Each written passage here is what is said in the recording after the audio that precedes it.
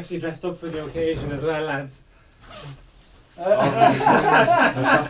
the camera, got that. Here in studio to reveal all is Brave Giant, and I have two members with me today. I have Ross and I have Mark. Lads, you're very welcome. Thanks very much for having us, Chris. Yeah, cheers.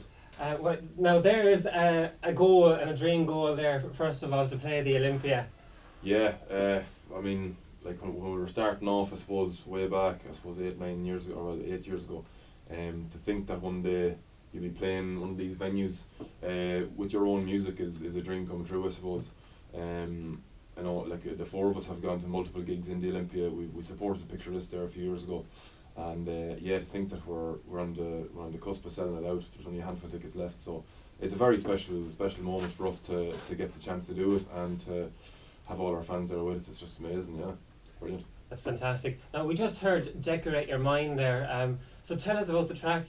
Decorate Your Mind is it's Emmett kind of was the main leader in terms of the lyrics and stuff, but in studio it kind of made us think about our music going in a slightly different direction from where we were earlier on, and there's a few tracks that really emphasise that, I suppose, and that one of them would be Decorate Your Mind. Like, it still has a banjo in it, but the banjo is quite messed up essentially in terms of the effects on it, and then it has like the wub bass, we call it.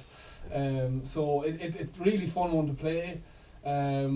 It's quite a dark theme to the song, but in terms of when you're playing it live, you don't really feel that because it's just such an energetic, punchy song. We're really happy with it. You meant it in for writing, because this actually touches on experiences with depression and stuff. The whole album's kind of themed, hence the white, the colours stand for white is hope, pink is for love, and the blue is for depression. Yeah. So was it some of your own experiences that? Some of it. Some of the songs are, and then some of them are, maybe just experiences that you hear about or something. But majority of the songs will be written about personal experiences with isolation, with depression, and just darkness in general. But I suppose there is that white in the album and in the songs. There is that light of hope, and there are some. It's not all doom and gloom the album by any means, but it is. And I do think that the songs, I like to Decorate Your Mind there, although it may be about a dark or a sad topic, it's done in a way that it's not a sit down and kind of cry your eyes out kind of song. It's more so like an upbeat, energetic, punchy song, even though the theme is maybe contradictory. So yeah, it is mainly personal experiences though that would be. There would be. With our early stuff, it was literally one guy write a song, bring it to the group, and add instruments. That was the basics of it. Maybe not just that simple, but that was the bones of it. Now it has completely changed. Like when we say it is a collaborative album, we really do mean that every one of us had a massive part to play in it. Like from Emmett, let's say, from maybe not having written many songs in the early stuff, he's probably written the lyrics. He's probably wrote the most of this album. And it's not even about writing lyrics, but for a lot of these songs, some of us had lyrics but didn't have a melody. So there was a lot more kind of integration of ourselves with each other, if you get me. As well as the instruments themselves. There's just so much more of a blend in these songs, I think, of all of us, which is a very nice thing to think about, because as Ross always says, you only release a debut album once, and we want it to be really happy with it, obviously, and we want this to portray everything that we are, and I think that we all think that this really does that for us, I think we're really happy with this kind of this edgier sound now, and this punchier sound, and this more mature sound, because that's how we've grown over the last couple of years. To say that we're going to continue with this, we don't know, and I don't think we will, because we're those kind of men, these kind of lads that I think we'll grow a bit more, we'll change a bit more, and we'll go down maybe a slightly different direction.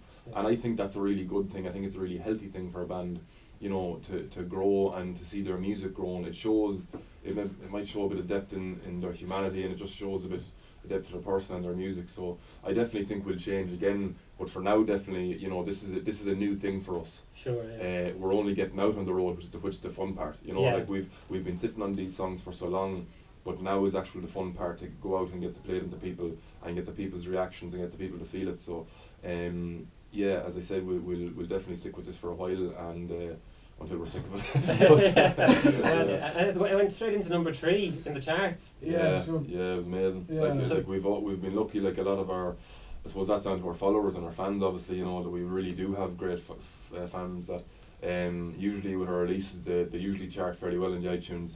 So we're actually going to find out very soon how it's done in the official chart. So great! So we're fingers hoping, crossed. yeah, fingers crossed. Look at like, and we don't like beating on about it, but it would be great for us as an unsigned band to make a statement with the album, and that, you know, Ireland isn't the easiest place to be without a label or whatever. So yeah, it's really been a labour of love, this album, and to see it doing well. It's all, look, regardless of how it does in charts, to see so many people getting behind it, so many streams, so many shares, so many everything. It's really heartwarming. I think it's having said that, not bad for a bunch of lads from Longford. Do you know what I mean? Yeah. You just don't have electricity down there, lads. I think we only got hooked up there last week. So, no, it's, yeah. It said, look, there's definitely not a massive music scene in Longford by any means. There's people working very, very hard to start it up. It's just hard. It's difficult, you know. But we have been very blessed with the amount of people that's gotten behind us and helped us out and all the rest. And our success massively is down to a lot of people from Longford getting behind us, and the Midlands and all the rest. So look, it's great to see. I suppose a Midlands or a rural band getting somewhere. I suppose, you know. It's great to see you wearing our colours today, Chris. The Longford colours. I have to support the lads from Longford. I don't even own a Galway jersey. I don't know why I'm admitting that on the radio, but you're gonna watch yourself on the way home. I have to go incognito, lads. I would have bin bag around me, just behind every wall and turn. But anyway, tell me, lads, what's your favourite track on the album? Other Side is definitely one of my favourites. And that's coming from a lad who traditionally would not have been like a punk rock or anything like that, or a punk or anything like that, but it has this really punk edge to it, which comes directly from Emmett, the drummer. He wrote the song, but then it has this little twist of a mandolin from Ross in it. Like, you know, it's just and it's such a fun one to play. Like, I just get mesmerised when I'm playing it. So Other Side would be my best one, my favourite one. And then I suppose to sit down and listen.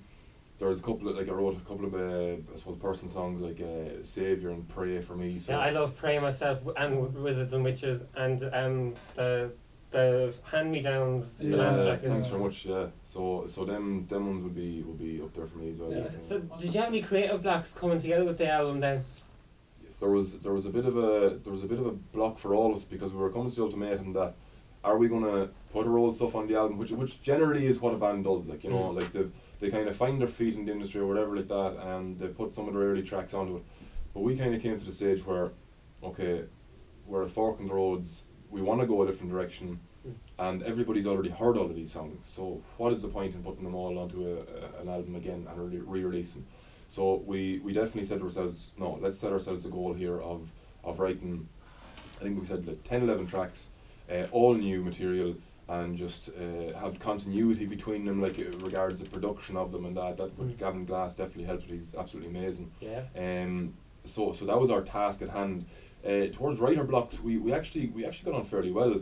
Like, we started in January. We probably had the bones of maybe 2 or 3 songs in the cupboard from a while back, like lyrics and stuff like that. Made of the Sea being a prime example, which were going to be on the album. But the actual songs were written and composed by us in the matter of probably 2.5 months, I suppose, you know. And that was heavy going. Like, we were meeting up a lot. We were sending on loads of different recordings to each other. I don't think many of us were hit with writer's block too badly in that I think it was period. exciting. It was different for us because we never done that. Yeah. Like, usually we write our own things in our own rooms essentially and bring them, but we never actually sat down together and wrote them. I think that's what made it. That's what made it so creative, essentially productive. We put the time pressure on it for our debut album because we just decided that we didn't want, not that we didn't, we just felt that we'd grown past it. Yeah, and you know, one, like, for example, like the Lordy EP was nearly 5 years ago, and then Someone was 3 years after that. Yeah. To put them together from on one CD doesn't feel right. It doesn't feel, and it doesn't flow. Yeah. So we were we were happy with the decision you made. Yeah, very happy. And It's been busy in the background for you. That some people might know. Like, you played Croke Park which was a fantastic thing to see. But what was it like for yourselves? Like I say, it was just unreal. Yeah, it was. It was. It was Ross's second time on the pitch. Yeah. That's like, because you actually played for Longford as well, didn't you? Yeah, I played football. Like growing up, like that was my dream, like to play football in Croke Park. Like I didn't really like music, and football was the big thing. And then when I managed to play, then in college, obviously the music came in, and then when I got to play football in Croke Park, I was kind of like, that's as good as it gets for Longford. And I don't mean that in a belittling way, but you got to be realistic about where you're from. Like that's as good as I'd ever get playing football. So then I was happy. Like I wanted then to pursue the music. And to play music in Croke Park as well is just like it's just unreal. And it's kind of different. It's kind of one of those things like I'd say it's very like the time we played the late. Reason being is because it's kind of like that Irish institution. Yeah, you know, like you can play like the Olympia is by far one of our like dreams, musical dream. But if I said the Olympia to my father, he'd be like, "All right, not so bad." You know, he wouldn't know what it is. But if I said played in Croke Park or the late to any of that generation, or people who's not in the music scene, they'd be like, Jesus Christ, really? So it was kind of one of those scenarios. Like it was a very special day. We even got an extra 4 tickets, so all of our fathers came as well. Oh, that's fantastic. Yeah, and it was just a nice Irish day. It was fair enough. Smiles all around. So we're going to play out with Wizards and Witches. So tell us about this song before we. Yeah, so Wizards and Witches, I suppose, as Ross was saying, it's kind of the first song that we kind of settled on when we were writing, and it was kind of accumulation of all our passions and thoughts for this new album. The production of it really got us excited about the whole album production as well. Like it's so different to some of our earlier stuff, but at the bones of it, it still has that folky element too as well, So we're very, very happy with the track. I think it's kind of an emblem of what of kind of what we're going towards, or what we've done with the album. All the songs probably aren't that out there, but we love it. So I hope people are kind of they're latching onto it now, aren't they? Yeah. Well, lads, listen, thanks a million for coming in and chat to me today. I could chat to you all day, but I know, time is just going nowhere. You're always welcome back in here to the studio, this, and I wish you the best of luck on tour, and I wish you the best of luck with the album, and hopefully when you have another one out or another single, you'll come back in and chat to us. Definitely. Like what you've heard here, well, check out more interviews on, of course, my Mixcloud account, Chris Sherlock Show. And if you want to find out more, you can find me on Facebook simply by searching Chris Sherlock on the wireless.